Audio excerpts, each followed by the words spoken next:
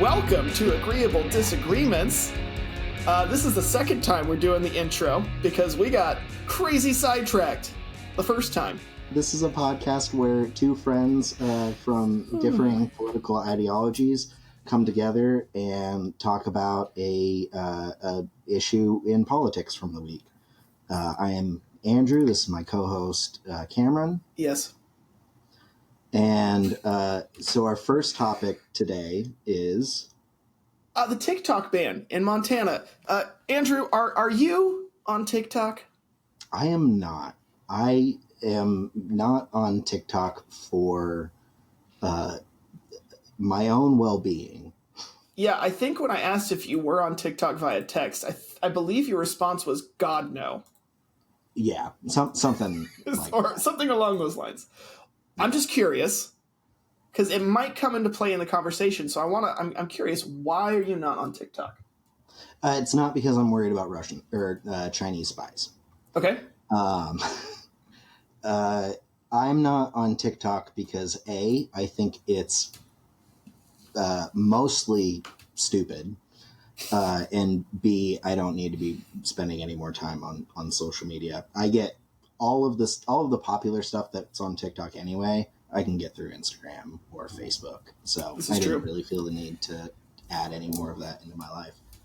Okay, so as someone who is an avid TikTok user and poster, if you want to go see me on TikTok, my handles are at Cameron Stockford without an E and at Cam_Stock2112. You can find me at both of those for two different things. Anyway. Well, we don't need the shameless plug. We don't. I do. I'm kidding. Go check out his stuff. It's good. It's mostly history, memes, or funny stories from my classroom. Anyway, so as someone who is an avid TikTok user, I totally get that. And you're absolutely right. A lot of it is stupid. Stupid is an understatement. Is there a word that means... I'm just going to Google this really quick. Word meaning extremely stupid. Idiotic. Just shows a picture of both of our faces. It actually did. Whoa. Doltish. That's the word I'm going to use. Doltish. That seems not nearly harsh enough.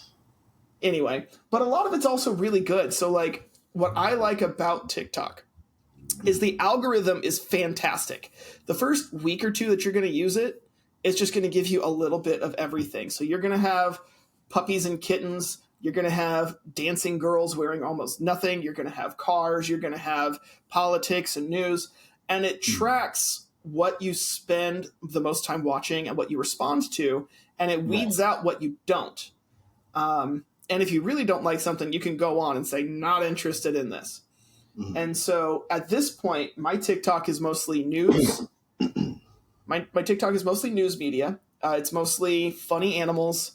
It's mostly drums and gardening tips.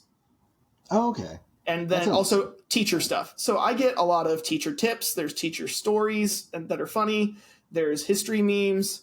And I mean, I've learned more about growing garlic from TikTok than I have hours of Googling stuff. And so it's really cool. There's something on there for everybody. And the app does a really good job of giving you what you want.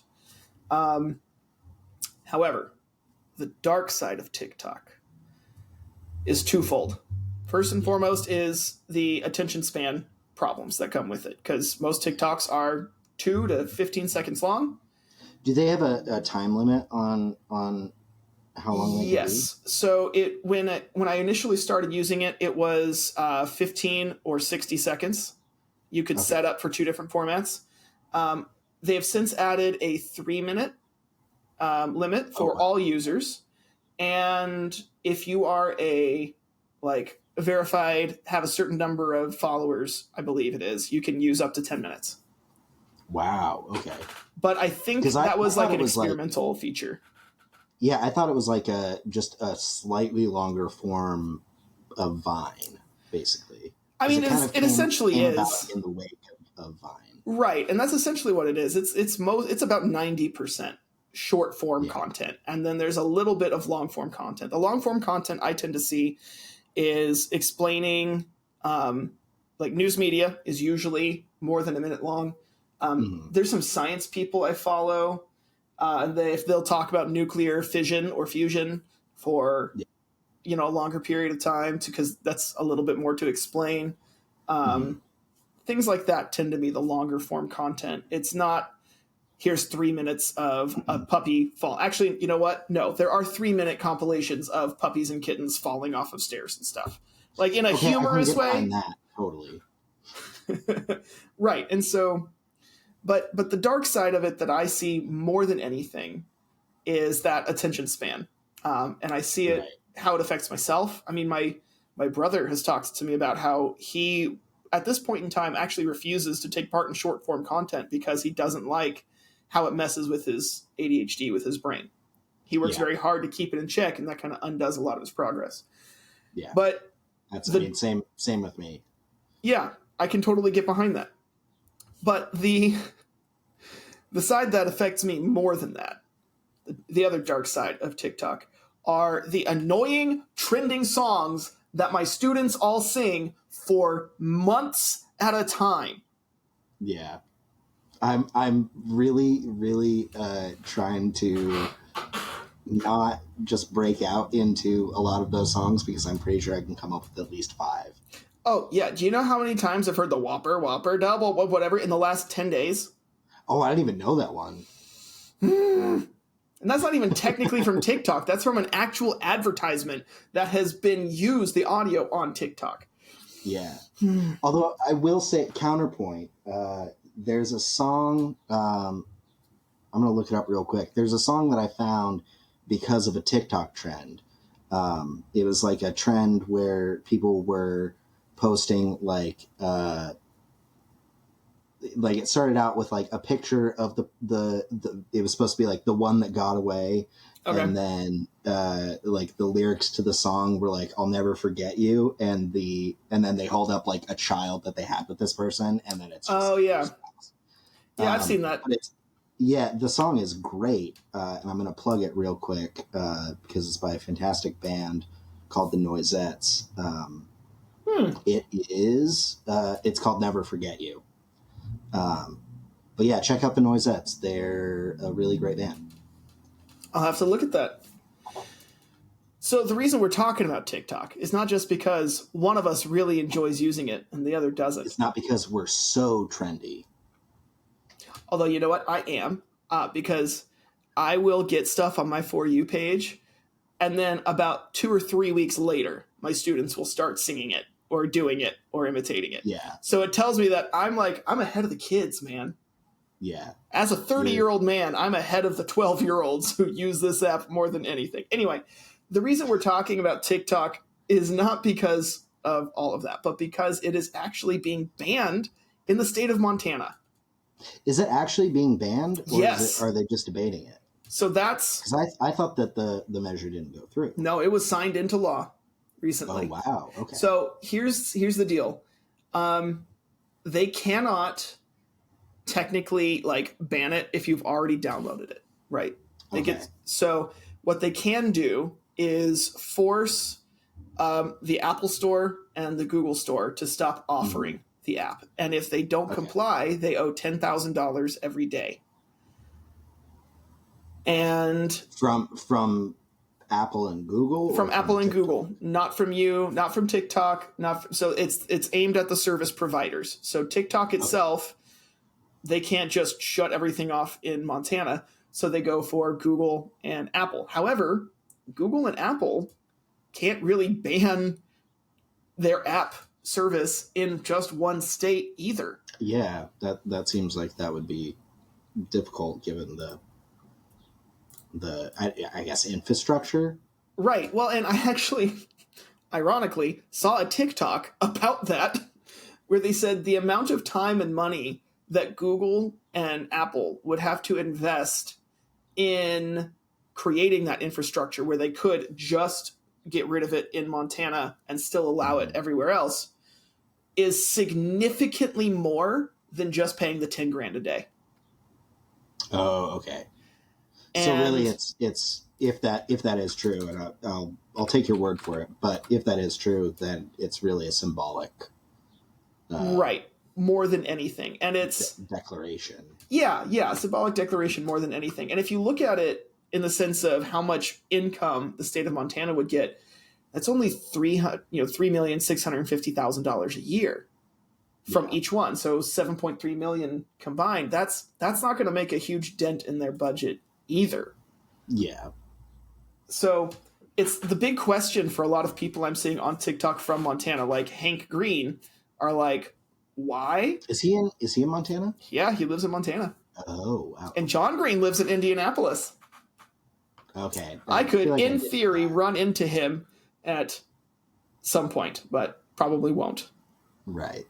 Live in very different parts of the city. I don't even live in Indy. Anyway, so that's the issue is the state of Montana has been banning it or has banned it officially, but there's no real way to enforce it. Right. So that's kind of the big problem with the measure itself. But then it also brings up questions like, why did they ban it? And should they even be allowed to ban it? Yeah. And you mentioned something to this earlier, the security concerns. So why don't you talk about the security? Because I've been talking a lot. So why don't you talk to the security concerns? Yeah. So I'll give you my understanding of it. Mm-hmm. My understanding of it is that the whole reason why it's even being considered being banned is because I don't know if it's that it's a Chinese-owned company or if their servers are held in China, but basically it's a pipeline for metadata and personal information directly to China, which obviously, I mean, under certain circumstances, that could be really troubling. I don't see, or sorry, before we get into debate, did you want to respond to that? No, go ahead. Keep going. Because I have a follow-up question just to provide a bit more context after you finish. Okay. So basically the reason why I wouldn't be concerned about that and why the reason I don't have TikTok is not because I'm worried about the Chinese government finding my information, is because I'm assuming they already have all of that information. With as much of a footprint as each one of us has online, I'm not worried about TikTok. So that's fair. That is fair. My question is, are you aware of or did you watch any of the hearing meetings with the CEO of TikTok in Congress? No, that was completely off my radar. Okay, so this is a huge. This is a huge. Huge. You do the voice better than I do. But this is a major problem with the government, right? Or at least they think it is. And during these hearings, it wasn't just a major problem that was brought up of security concerns, but another major problem was the fact that nobody seemed to grasp how TikTok functioned or how technology functioned in general. You can go watch some of the hearings where these congressmen, including my own representative, Greg Pence, are asking asinine questions about it's like trying to teach your grandma how to use an iPhone. No, it's like my grandma trying to tell me how an iPhone works. Well, yeah. And then asking me why it's broken.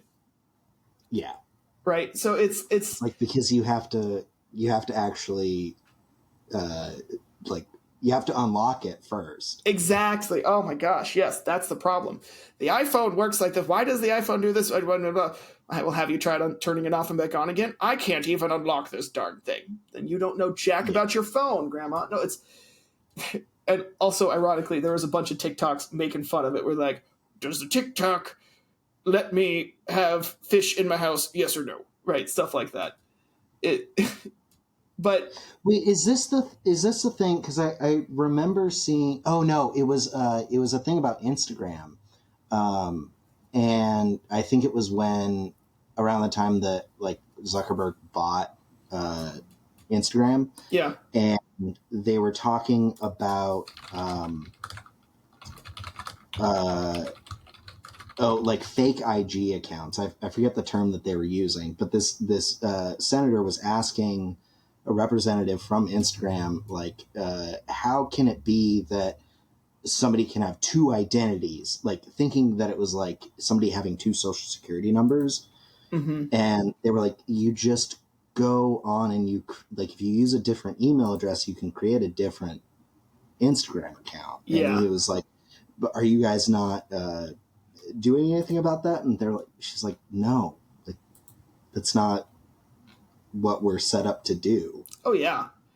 So, and what I think on that note is really interesting is a lot of these concerns that people have about TikTok have actually come out as misinformation spread by, drumroll, Facebook. Okay. So, for example, there's by Facebook.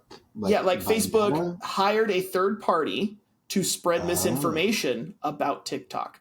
And not just like TikTok sending your information to China, because there are security concerns with that, because even though it's not owned by China, it is partially owned by companies who are Chinese. But right. I mean, I think there's no dispute that people in China can get access to the content and the metadata. yeah, no, actually, that's not true. That's not something they can do. But what, at least according to the CEO of TikTok. Oh. But well, that's a dubious source. Fair. But they so last year there were so many different times. There's at least 2 or 3 different times where parents pulled their students from school for the day because they heard that there is a TikTok trend encouraging students to do something at school, whether it was Punch Your Teacher Day, Devious Licks, where they said go like rip stuff off the walls. There was even one where it was like, this is the day that we all go shoot up our schools, right? And I was like, should I go to work today? Like, if that's a thing. Yeah. But then I remembered, like, I'm on TikTok, and I didn't see or hear about any of this. And I even searched for it, and nothing came up, which means either this is a complete lie, or TikTok's doing a pretty good job of censoring it and taking it down immediately.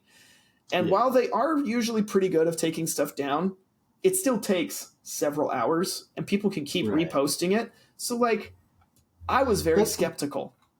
But I do think that there is something to be said for, especially with these trends, and not to sound like an old fuddy-duddy, but I think there is something to be said for these trends, because there was a trend of, I think it was called like the knockout game, where you would have somebody else or you yourself would choke yourself until you passed out, or the cinnamon challenge, which is where you eat a spoonful of cinnamon, and people, suffered asphyxiation.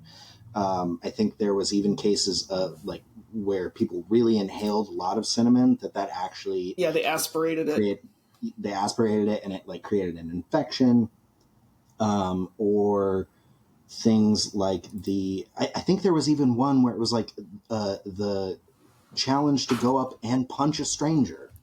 That was the first one that I saw, which then turned into Punch Your Teacher kind of a thing later on. Oh, and the Tide Pod challenge, that was the other one. Okay, but that was before TikTok was super big. That was just everything. But anyway, so you're right. Some of these kids do participate in stupid challenges, but the thing is that a lot of them aren't actually challenges that catch on TikTok. Right. It's a rumor that starts, and so people start doing it.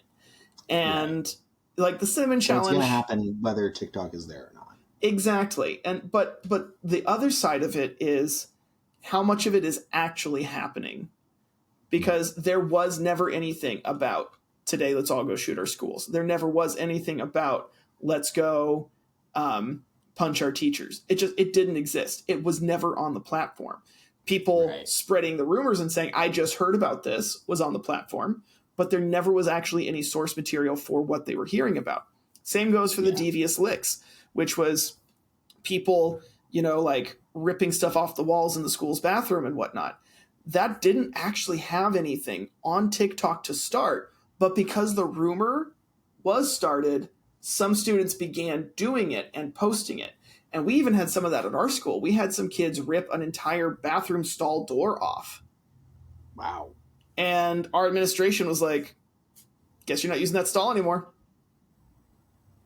Yeah, I mean, yeah. We'll fix it over I guess. break. But once it gets, we don't have time to go in there. If you have another stall, there are 2 stalls that work that has a closing door.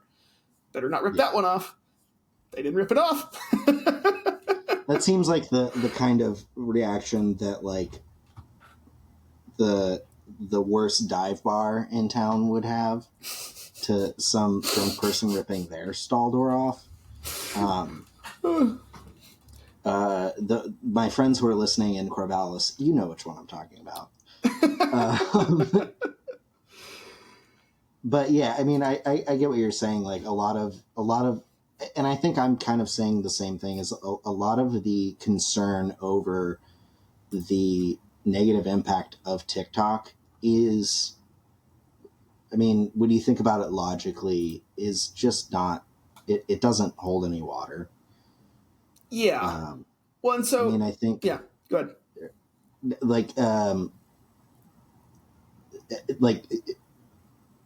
What you're saying is, you know, these trends, basically kids are going to be doing stupid stuff anyway. And because of the age that we live in, there's not going to be any way for us to limit their exposure to online content.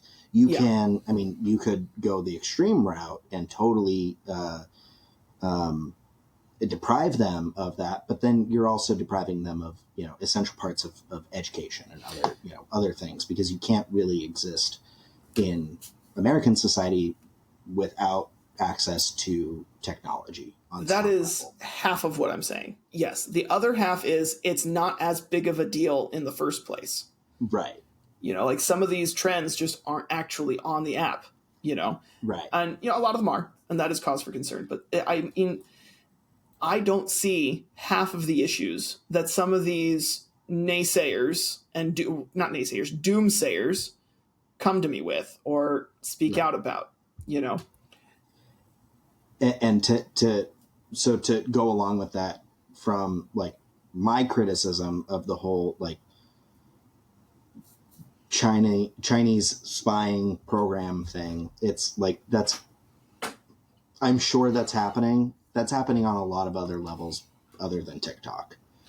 And yeah, if you're only worried about TikTok, then you're missing a lot of, you know, the actual danger. And also, if you're putting anything on TikTok that's really that sensitive, you shouldn't be using TikTok or the internet in general. Yeah, or the internet. Go find a cabin in the woods and stay there.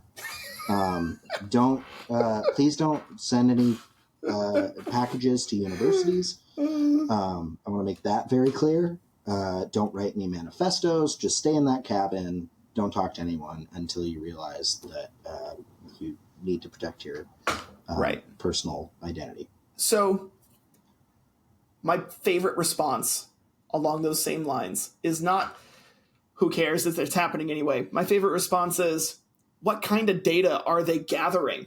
Oh, Cameron Stockford likes puppies. Oh. Did you say pluppies? Maybe I did. It's been it's the last week of school, man. I just want to make sure that I wasn't like too far behind on the trends, and like pluppies was the latest thing. That's the latest devious lick. It's where you go into the bathroom, and I'm not going to finish. I don't actually have anything going with that. I'm just going to leave it there. I don't like where that was going. No, but what kind of data would China be getting? You know, because the app doesn't ask. The latest trendy dance moves. You guys can't see this if you're just listening, but I'm doing some terrible dance moves. Yeah, I don't even think those are ones from TikTok. I wouldn't know. I don't see those. I don't see dances. Because my algorithm it only gives me what I want. And I don't want to see teenagers doing stupid dances. The only dances I see on TikTok is one of my friends from college who is a professional, not professional, but is a dancer, right? Mm. And she and her friends do you can actual choreographed. She's not. I want to be clear. She is not. I'm sorry. And so I follow her, and I watch them when they come on to support her channel, to support a friend. It's not like dancing. I'm a drummer for a reason. I don't like dancing, so I like to play the music. But, that's the idea, though. It's like, if they are gathering all this information on us in China, what what kind of crap are they getting? Because the app doesn't ask for any personal information. I didn't have to fill out my social security number to get an account. Yeah.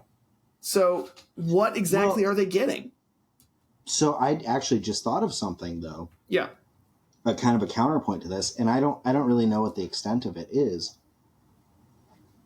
But I know that the Ukrainian government actually went through official, communication channels, asked people to stop posting content that was in any way identifying of the Ukrainian position, and that actually did have a real effect for them.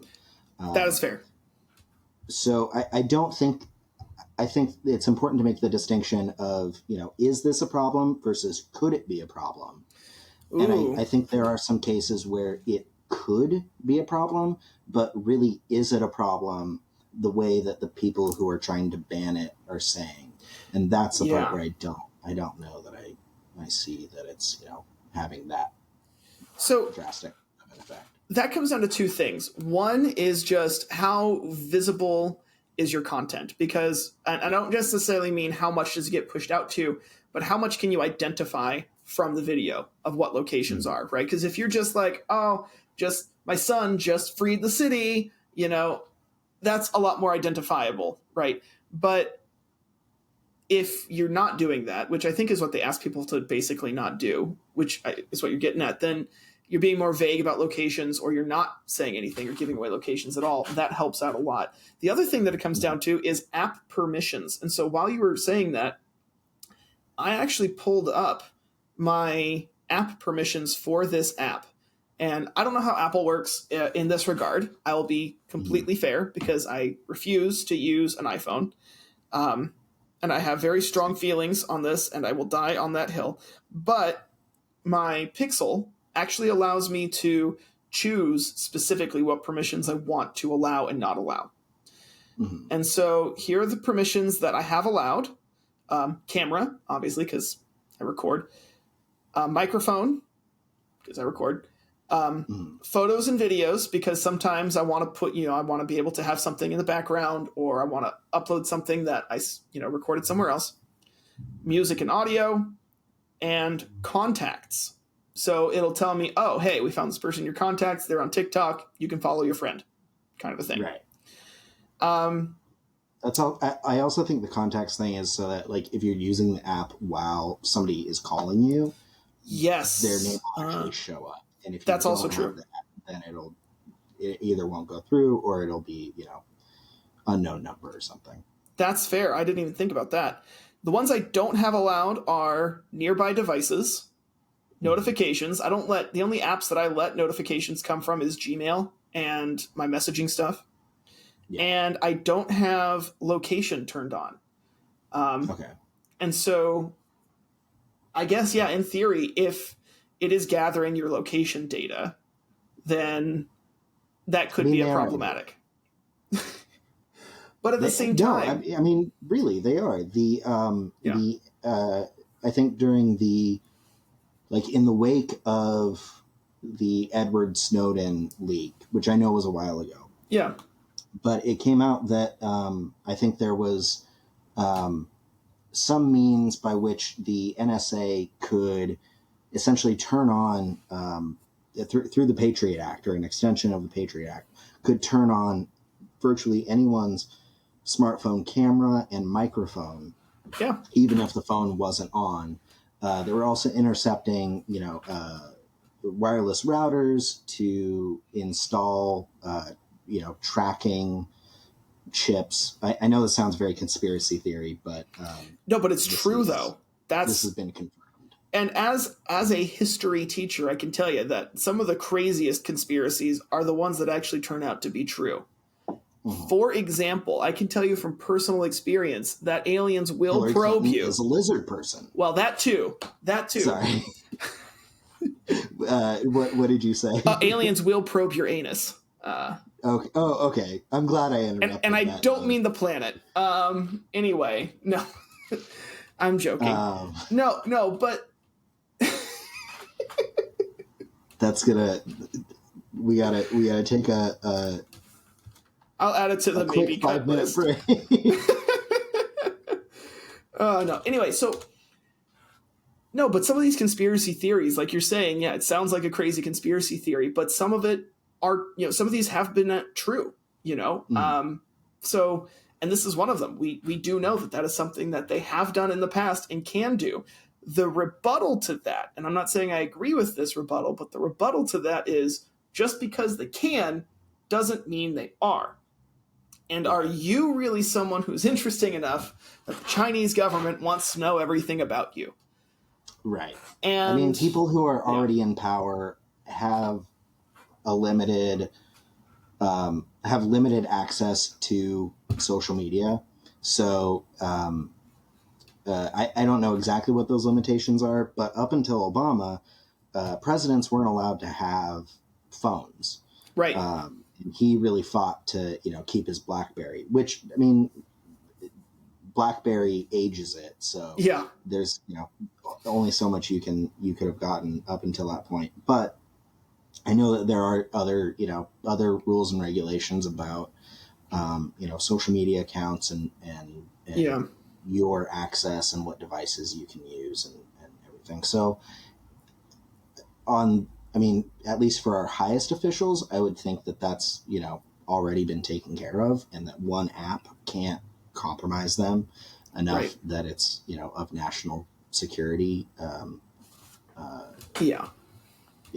Well, the only other thing I could think of would be that instead of trying to spy on specific individuals, that they would be spying on the American people at large. And the difference there is they're not trying to learn about a middle school teacher in Indianapolis or a coffee roaster in Corvallis. They're trying to learn about the American person, what drives Americans, so that they can exploit that with propaganda. Right. What will Americans believe? What will they not believe? So that if we have to run a misinformation campaign, we can. Which, like we were talking about in our first episode, that has happened. Yeah. With Russia and the 2020 election. Or, sorry, the 2020 election. So, I mean, that seems fair, but also there are other avenues that they can do that through. That's absolutely true. That is absolutely true. And that's one of the reasons why we have some smartphone brands that are actually banned in the United States, like Xiaomi. It's an amazing and affordable smartphone brand outside of the United States, but we don't allow them here because they're not owned or produced by an American regulated company. But on that note, TikTok is... so TikTok is owned by, so the CEO is Singaporean, and it's based in Singapore. It has partial owners from, investors, whatever, from tons of different countries, including China. But under Trump, because of the security concerns that happened, the Trump administration helped pass a law that actually required that all server data had to be stored, overseen, and managed by an American company. And so TikTok in the United States, even though it's under the umbrella of the overall TikTok company, is actually run, all of the functions, everything about it is managed and run by an American company on American soil. And if the CEO of TikTok, Shou Chew, is to be believed, then they have tried their best to be compliant with those laws. Now, as you mentioned earlier, that's a dubious source. That would be like going to Trump and saying, "Did you sexually assault a woman?" Of course, he's going to say no. But legally, he did. Right. That's not in any way to do with your point. I just want to make that clear. He did. Right. But no, it is to do with my point, because it could come out 5-10 years down the line that even though they made these denials, they still did certain things. So, the security concerns are a major part of the problem. For me, I'm thinking, how much of a problem is it really, though? Because as I mentioned earlier, Facebook has had these huge campaigns that they've spent tons of money on, whether it's between lobbying or those misinformation campaigns, to try and discredit TikTok. And it's not just Yeah. Facebook, it's also Google. Google has been pushing their shorts, Facebook and Instagram have been pushing their reels. You have these two monopolies who have their company being, their market being infringed on by TikTok, and it's been proven to some degree they are trying to discredit that, use their greater resources to Right. do that. Mm-hmm. No, I mean, again, I don't have a whole lot of information, but I can definitely see that being a reasonable, you know, a reasonable observation. And I don't really see any evidence to really give any credence to the concerns about, you know, why people actually do want to ban TikTok. Right. Now, if information, like if we found out information that was concerning, I definitely wouldn't be surprised. But as it stands right now, yeah, I think it's unnecessary, and I think it's a waste of time. And I think Montana has some other stuff they maybe need to deal with before that. Well, and speaking about, you know, Montana again, one of the big counters to this bill is that it's an infringement on free speech. Right. What do you think? Do you think it's an infringement on free speech? No.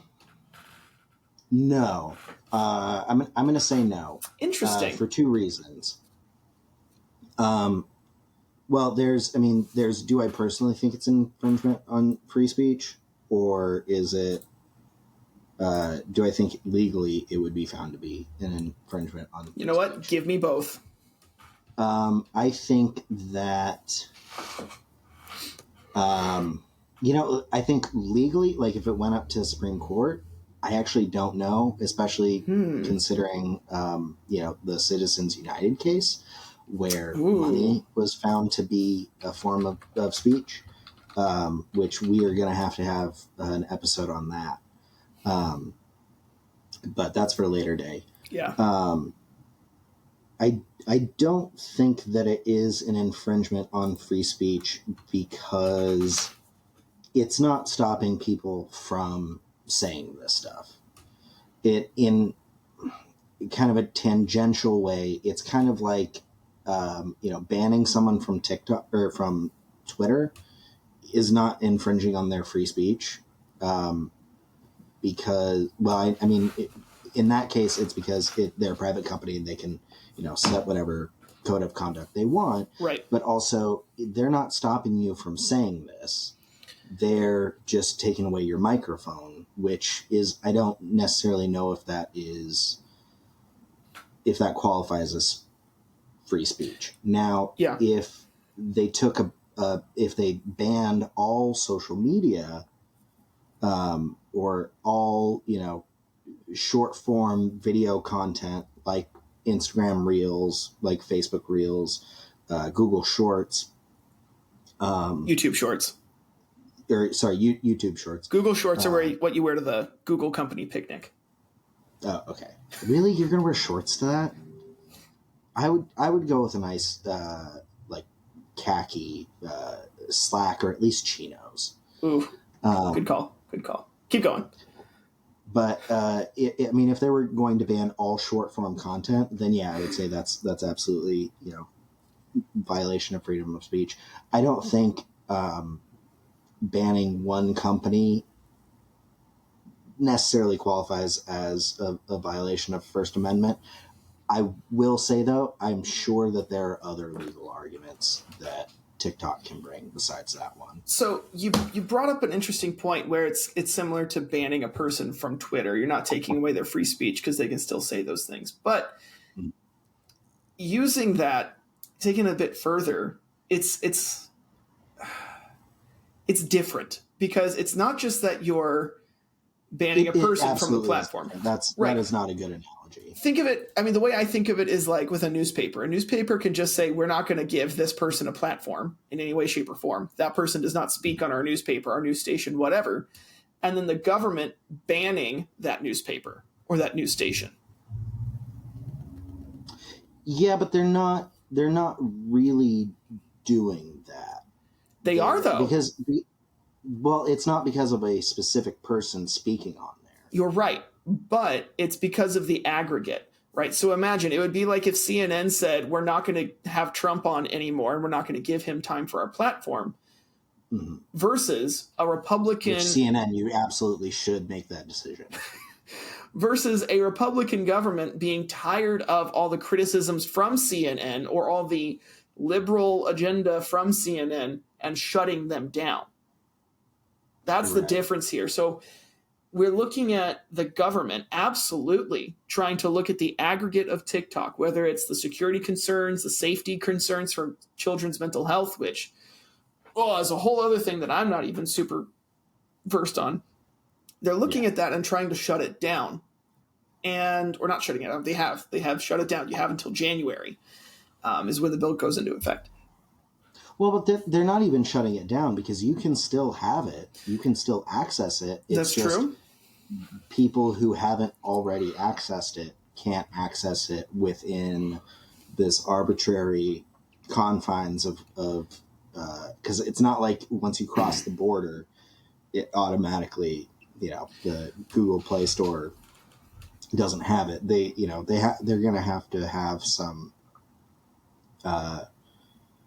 the exclusion zone is not going to be a rigidly defined thing. Okay, but I think of it like this. Let's say Oregon, very liberal state. Let's say Oregon decided to ban Fox News. Okay. Yeah. Very conservative channel. In Oregon, you absolutely should do that. No, because that is absolutely an infringement on free speech. No, it's not, because they're not a news organization. They are an entertainment organization. All media is meant for entertainment more than information. This is decide the point. Okay. All right. If Oregon were to ban Fox News, obviously there's no way that they can actually stop people from having Fox News in their house. So their next bet would be to say service providers need to stop Fox News from coming in. So that means Dish Network, whatever the other AT&T, Uverse, Verizon, whatever these cable providers, satellite providers need to take Fox News. You listed 3, and I have never heard of any of them. I guess Dish. Yeah, but Dish is like struggling right now. They're like that old person in the back who's like, "Don't forget about me." I'm Warner. Every other cable company besides Comcast and Time Warner is struggling. That's fair. Yeah. No, but imagine, so the only way to do it would be to tell those two companies, hey, Comcast, Time Warner, you're not allowed to distribute Fox News anymore. Mm-hmm. And at least in Oregon, or you're going to have to pay this daily fine. Is that not the same kind of deal? I mean, you're seeing a state ban a media outlet, whether it's for entertainment, news, whatever, and punishing not the media outlet, but the people who give you access to it. Yeah, I guess I see what you're saying. I don't know that I have my response to that fully formed, but I don't think it's quite the same. And I think it gets in a little bit hairier when you're talking about a news. I'm using news very loosely. A news organization, right? And censoring them, because that's explicitly stated within the Constitution. Now, with Fox News, I don't know if that applies because I don't think they're a news organization. But again, that's a topic for another time. You're killing me here. I know. I'm sorry. Should we talk about our other topics? Yeah, because we could keep going on about this ever. I do want to say really quick, I think it is an infringement on free speech. I absolutely do. Okay. Banning TikTok. Quick synopsis of why. Because I think free speech isn't just about what you say, it's also about how you can say it. So I think, and that's going to come down to the method and the medium. I think you should be able to sing about whatever you want to sing about, say whatever you want, think whatever you want, write whatever you want. Of course, I don't want people to have the freedom to yell fire in a theater because there's historical reasons for that. Bomb an airport, I get it. But like, I think taking away the voice of someone is never a good idea. And if we're going to look at TikTok, banning specifically TikTok, why aren't we looking at Instagram Reels and YouTube Shorts? See, that I would agree with, because it seems like the actual legal standing that TikTok would have is that this is not the freedom of speech aspect, but the interfering with market forces aspect. I think it's both, because I think if you're going to take one away and you have all these concerns about security, mental health, focus, all of these things, then you need to look at the other two just as equally. And if it's for those concerns, absolutely investigate. But if you're looking at it from a free speech perspective, you're essentially saying you can say whatever you want in the government approved systems. Mm-hmm. And as someone who, I wrote my master's thesis on censorship in communist Poland. So I'm as someone who has studied a lot of that, I have a big problem with the government saying you can express yourself within our approved confines. Right. Because then it's saying, well, why are those the approved confines? You can say the exact same thing on YouTube Shorts, have the exact same media on Reels that you would have on TikTok, but we're getting rid of TikTok because they didn't pay the government enough money, is essentially what it boils down to. Or because they're reaching more people than, and I don't know what the data is, but yeah. I mean, I can see the parallels there. Hey, it's Cameron here. Halfway through another episode of Agreeable Disagreements, coming at you with another advertisement, which is most definitely real. Actually, you know what? This one is real. I have an advertisement break, and I'm the one editing this podcast, so I might as well advertise myself. If you don't know, I primarily work as a social studies teacher, but a side passion of mine has always been creating videos. Since summer break just began for me, I'm going to start making a ton more video and written content. You can find me on YouTube and TikTok at Mr. Stockford, where I make videos about history, both short and long form, comedic and serious. I've got a bit of something up there for everyone, and I definitely take requests. The same goes for my website, MrStockford.com. Check it out, let me know what you think, and thank you in advance for your views and internet traffic. And now that I've got that 100% selfish plug in there, let's get back to the episode. Okay, so our second topic is Biden's student loan forgiveness plan, which I think was initially shot down in 2021, I believe, by the Supreme Court. Or actually, I don't know if I have that at all. I don't know if it was a Supreme Court, but it was a state or federal circuit. Yeah. So it's now, right now, the Supreme Court is debating it, and they should be coming out with a decision in the next few weeks. But just to start, do you want to talk about your thoughts on student loans or student loan forgiveness? Yeah. So obviously as someone who is fairly conservative, I will admit that there is a problem with the student loan system in the country. And part of the problem is the fact... Not enough loan. No. It's not enough debt. No. Opposite. No. But part of the problem is that it's a self-feeding cycle. School costs more because more financial aid is available. So they say, we can charge more because these are getting free money. So then they raise costs, which means that we need to raise how many loans we can get, which means they can raise costs, which means we need to raise how many loans we get. And it's just this self-feeding cycle that is screwing over students. Can I give you a counterpoint to that, or a contradiction to that? So, like we discussed, I am very close to somebody who was fairly high ranking member of the Oregon Higher Education Commission in prep for this show. So if I completely, wipe the floor with Cameron, guys, be nice to him. I think we probably agree on this one, though. I'm just going to say that. So federal funding for for higher education has consistently been going down, and because of that, tuition has been going up. Interesting. So and if I understood what he told me correctly, it's not that their expenses are going up, any more than they would be just, due to inflation.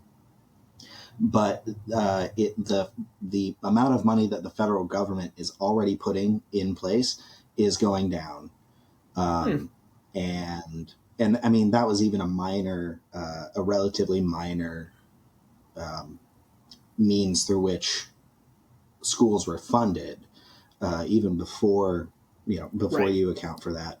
So tuition is going up at a disproportionate rate to the amount of money that schools are getting.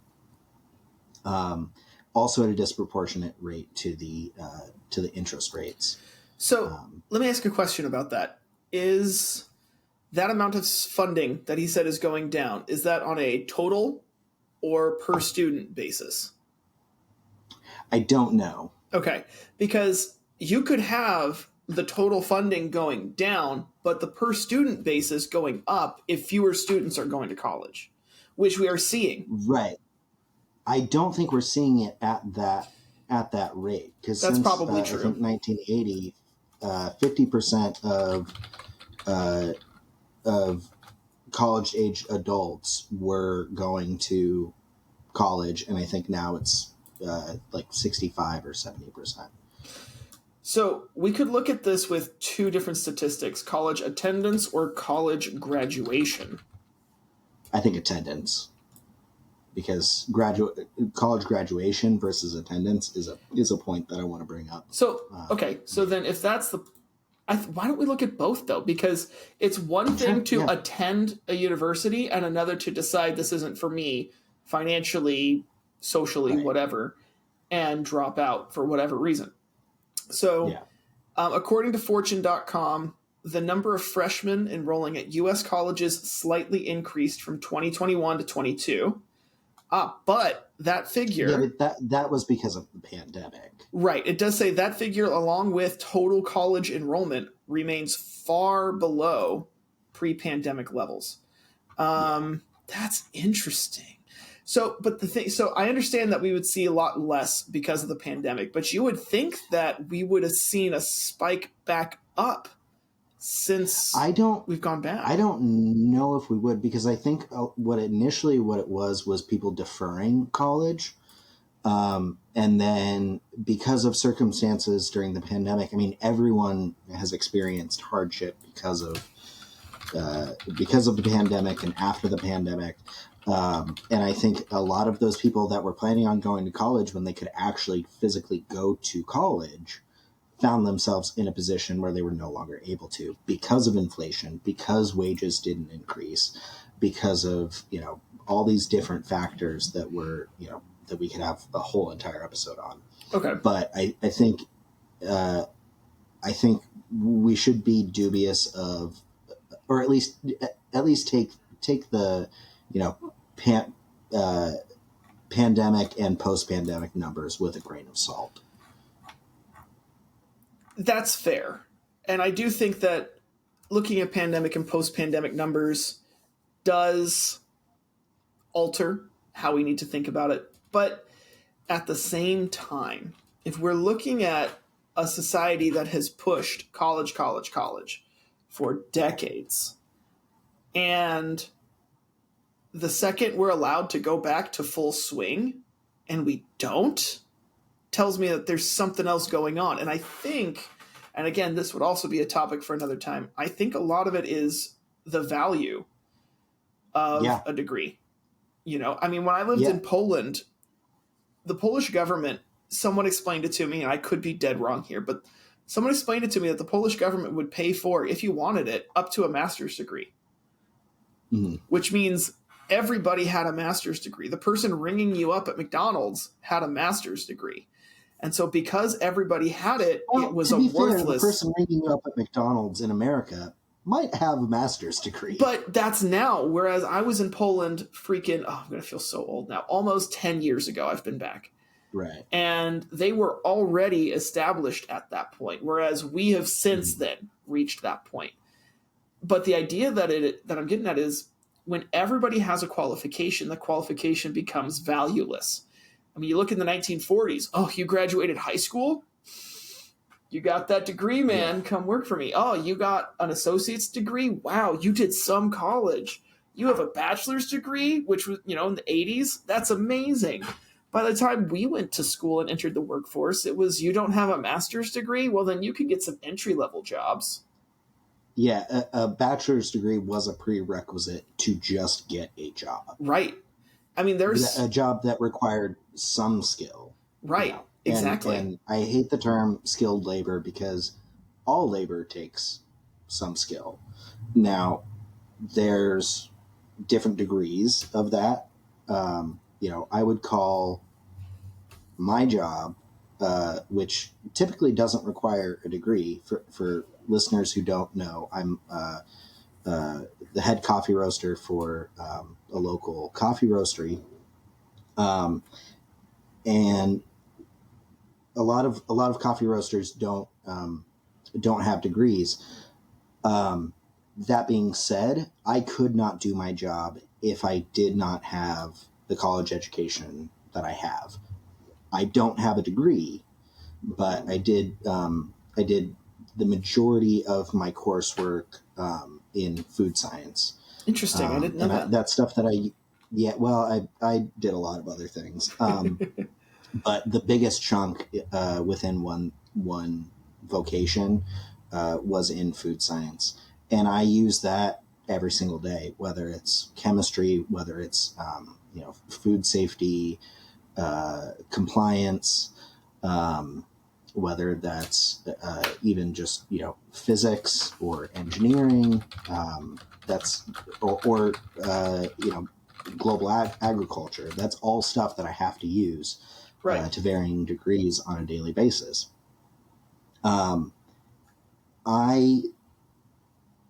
So like I said, I could not do what I do now if I didn't have that education at a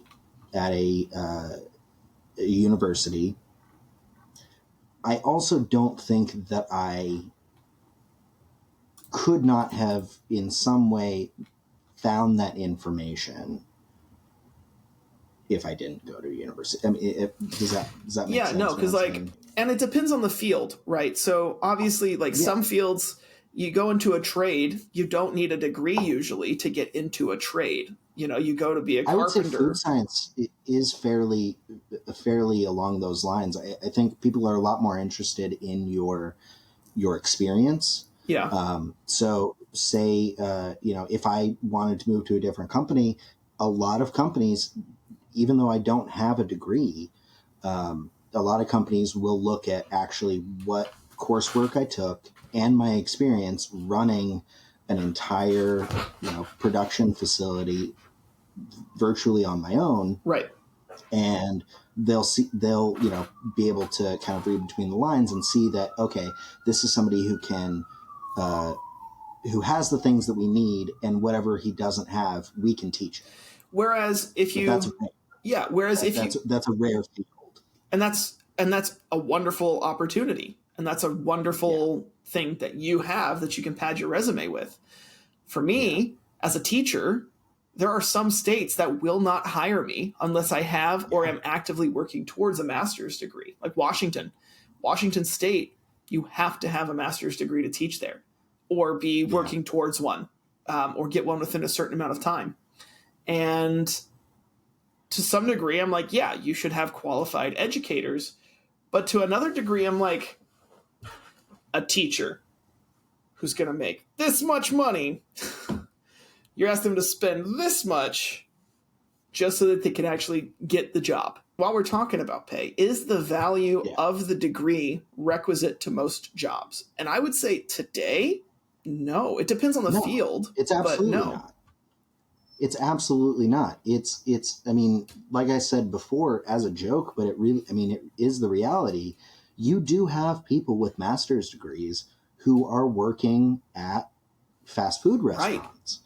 And in no way, I want to make it clear, in no way am I disparaging fast food restaurants. Those people also deserve, fair pay and a living wage, because those jobs are hard in different ways than, super academic jobs.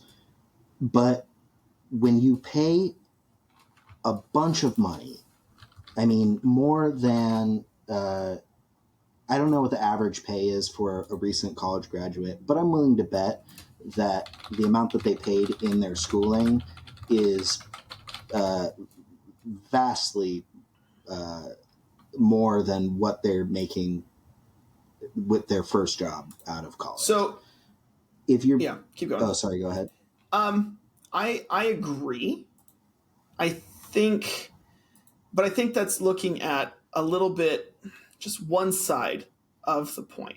Because yes, there's what do recent college grads make, but it also depends on your field. Because let's be honest, someone who's a theater major who's going into, their job is to be a set design for a small town's theater production is not going to make nearly as much as someone who graduates with UX design or blockchain management, But let's take an engineer for an example.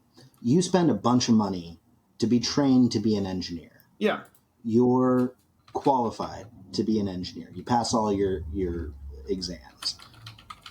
And then you get a job where you can't pay back the cost of you learning all that stuff. Mm-hmm. There's something wrong with that. And engineers are supposed to be, well-paid, highly trained individuals. Why is it that you can go through all of this training, you can offer up your own ante to receive this education and this qualification to say, hey, I can do this job. And then more often than not, we're finding that the jobs that are available once you receive that aren't paying you what you need to even pay back what you borrowed. So, which I think, or sorry, go ahead. No, go ahead. You finish. Go ahead. Well, I was going to say, I think, the next thing I was going to bring up is the interest rate. Yeah. So before we dig into that, though, let's just talk about how loans affect people in general. Because again, I don't want to focus too much on being a teacher, but I was very lucky with my student loan position because I went to Brigham Young University, Hawaii. So I graduated with a bachelor's degree with less than $20,000 in student loans, maybe about $20,000 in student loans. And the majority of those loans were not to pay tuition or housing. They were to pay housing because I, lived off campus for a little bit. First year. But they were yeah, go ahead. Correct me if I'm wrong. They were to supplement an income so that you could focus mostly on your school. Well, and I did have a job. I worked part-time at the campus news media center my entire college career, but it was to help make ends meet. Which I will say, a campus job funded by tuition. Right. So I got paid by my own money. That's the first time I have thought of that. I need to make a phone call after this. No, but my parents didn't help me out with college. They were very vocal about how they wanted to teach me self-reliance and have me pay for it myself. And I did. I paid for it. I think there was my parents paid for tickets home. Every once in a while, they would help me out with food or housing a little bit. But we're talking not There's very no much. one in our generation that has not received help from their parents. Right. I don't care who they are. I would say any generation, but anyway, yeah. So I was very lucky with that. And then I got into a master's program at the University of Alabama, which was fully funded, which for a master's degree in history is unheard of. It's very rare. Yeah. And we use student loans to help pay for rent. They were going for the diversity. That was a joke. You guys can't see Cameron's face right now, but it's appropriate. Exasperation is the term I would use to describe my face. Anyway, yeah, because you'll take one look at this average early middle-aged white man, and the first thing you think is diversity pick. Is diverse. That is a diverse person. Yeah, it's my bluish eyes, brown hair, white skin that can shoot down airplanes if I reflect light incorrectly. Anyway, so I was lucky to do that, and the reason they were able to pay for that is because of their football program, Roll Tide. Mm-hmm. But the student loans I took out helped me to pay for rent, things like that. And then I joined Teach for America, which actually offered me over the 2 years $12,000 in student loan forgiveness for my service. Is that through the same avenue as like AmeriCorps? It's AmeriCorps, yeah. So Teach for America partners with AmeriCorps. AmeriCorps provides the Seagull grants for student loan forgiveness. Teach for America is the organization that provides the actual teaching and teachers. Oh, okay. Then both of us were technically in AmeriCorps because I was in Youth Corps. Okay, cool. Anyway, fun fact about us. So I here have a master's degree, and I graduated with about $43,000 in student loans. Oh my God. Uh-huh. So I did have help from my parents, primarily because my parents worked for the university system. Sure. And they got a tuition credit. Okay. And so I worked out a deal with them where, and because they were financially in a position to do so, which I'm entirely grateful to them for this. So for a good portion of my college education, they were paying my tuition, and the agreement was that I'll be paying that back. But I just won't have to accrue any loans because of how predatory the loan system is. So I still am going, I'm working on it now.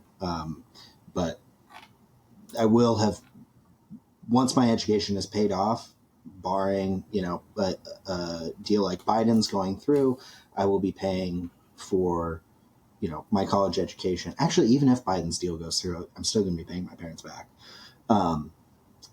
But my student loans, and I had in-state tuition, mm-hmm. my student loans, even with my parents' help, I think I owe about $53,000. Wow. And I have 2 less degrees than you do. Yeah. And that just speaks to the problem, though, doesn't it? That, I mean, it's a major concern that people are taking out all of these loans to get a job that won't pay for the loans. Right. I mean, I had my first year teaching, I had a friend who, now granted, she was from California and she went to school in Hawaii, and she graduated with a bachelor's degree with about $100,000 in student loans. Yeah. And I remember thinking, that's a lot. It's a lot, but it's not unheard of. And granted, some of this comes down to choice. She did not have to go to school out of state. She did not have to get the degree she got, be a teacher, etc. But I'm guessing it was a private school. No, this was a public school. She went to the University of Hawaii, a public school. Yeah. Oh, okay. That's a very expensive public school. Well, it's not, again, that's not just covering tuition. That's also covering cost of living in Hawaii. Oh, yeah. I once in Hawaii rented a room the size of this room. Wait, did you say this is all of the debt that she accrued? Or yes, this was her student loans over the 4 years. So like cost of living there is extremely high, right? So like for the same amount that I'm renting this house that I'm in, this 3-bedroom, 2-bathroom house with a yard and pets, we rented a room, my wife and I. Wow, look at Cameron, Mr. Moneybags. It's Midwest rent, okay? Yeah. But we rented a room in Hawaii that is about the size of the room I'm in right now for the same price. Yeah. So that adds up for her. And some of it, and this is an argument that a lot of conservatives make, is whether or not this is right, whether or not we should do student loan forgiveness, is you didn't have to make the choice to take those loans out. But we kind of did, because our entire lives we were told the only way to get a good job is by getting an education. And if you get an education, you're set for life. Right. And that simply wasn't true. Well, it was true when they were saying it. I think for our generation, I would not agree. I would not agree that it was true when we were being told that.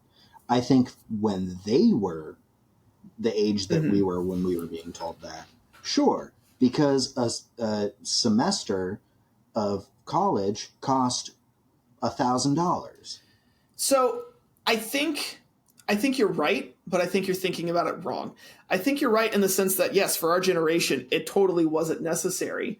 But you're looking at it with the position we're in now.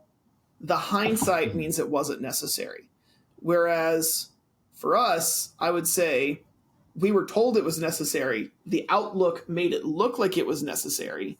We got it. No, I'm not saying that it's not necessary. I'm saying it's not all that was necessary. Well, no, and that's what I'm trying to say too. No, but what I mean is for us, we looked at it like, yes, this is going to be what we need to do. But then we get to the other side of it and realize, oh, there were other paths.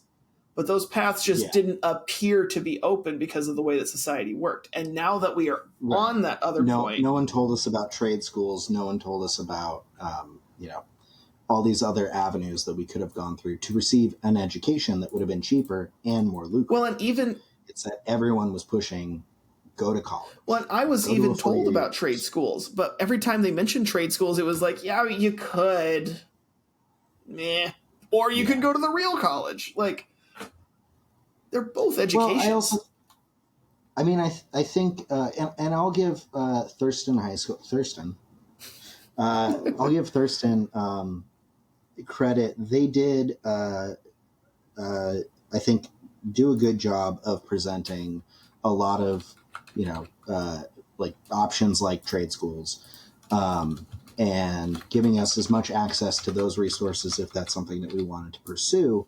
I don't think it's necessarily as much about the schools presenting that to students or the governing bodies like the Higher Education Commission presenting that to students, because especially in Oregon, they're really working on that.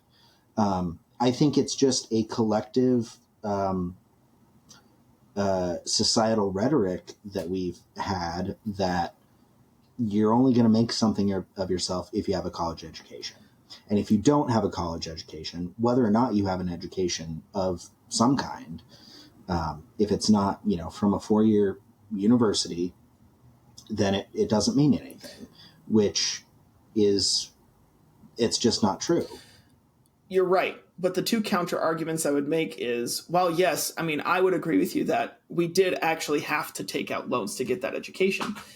Do you have to take out loans in the way that you did? In the sense that, what I mean by that is, my friend didn't have to go to college out of state in the most expensive state to live in.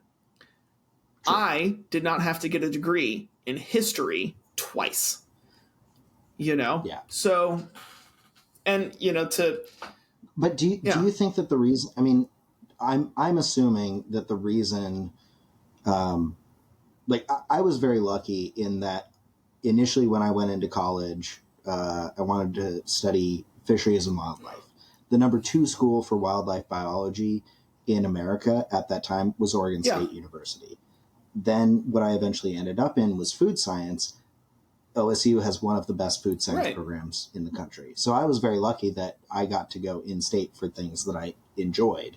I'm assuming that one of the primary reasons for you wanting to go to BYU is that you're a member of the LDS Church. And that's important to you. So it was... Go ahead, finish. Do you think that...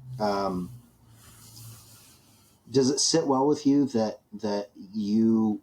And granted, you and I went over BYU's tuition rates beforehand, and they are a lot lower than I thought. Yeah.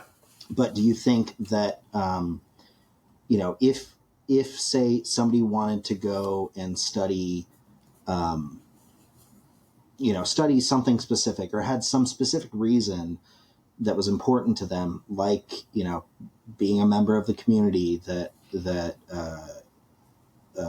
oversees or runs the university, or having a specific major and they have a really good program, um, you know, do you think that it's right that they should have to pay so much more when the guarantee that they're going to be, making that they're going to be better off after they Yeah. receive this degree is founded on, hopes and dreams and really nothing else? So this is a great, deep question that is less about student loan relief and more about the purpose of going to college in general. Making the choice you're making, Yeah. which is a point I brought up, the choice you're making.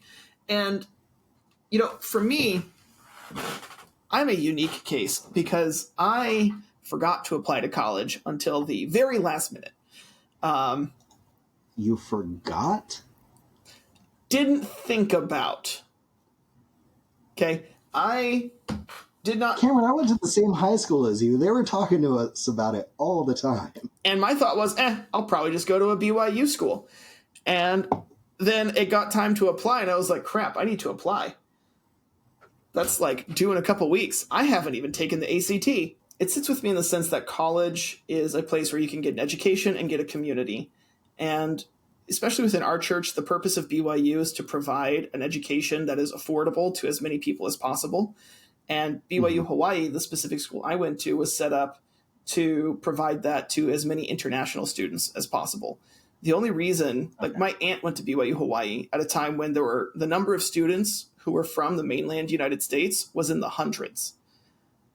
Now it's about 50%, and it's aimed at giving people in the Asia Pacific Island areas opportunities to have a quality American education and then go back home and build that up. And on top of all of that, the big push for BYU is it's also a place where you can be with like-minded people. It's a place where you can find a like-minded spouse. And, there's a lot more to it than just education, but education is a big push. Right.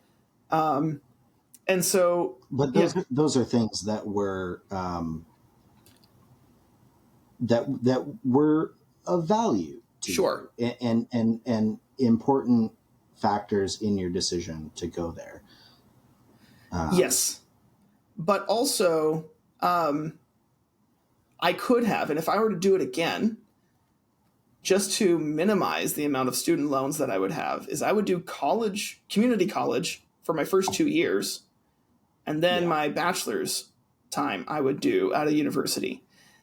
But the fact that we need to make these decisions, I think, speaks to the problem. And we have to end because we are way, way over time, both in what time it is here, but also what we have to do, like as far as wrapping up. We have a lot to talk about with this. Do you want to continue this conversation next week where we can actually talk more about the relief program itself? Let's do a two-parter. Sure. Because I didn't even get to what I wanted to talk about with interest rates. And I mean, really, we have so much more to talk about. So let's make this a two-parter. Sounds good. Before we go, I'm assuming you want to save our predictions. Yeah. Because we did do it this time. Yeah. Let's save them. Let's save it for next week. Mm-hmm. All right. Well, on that note, then, as always, you can find us on all of the podcast streaming platforms. You can find the video recording on YouTube. Thank you to Halcyon Club for letting us use their song, This Life is Tough But Fair, as our theme song off of their album, Headset Emotions. And remember that otters hold hands when they sleep, so they don't float away from each other.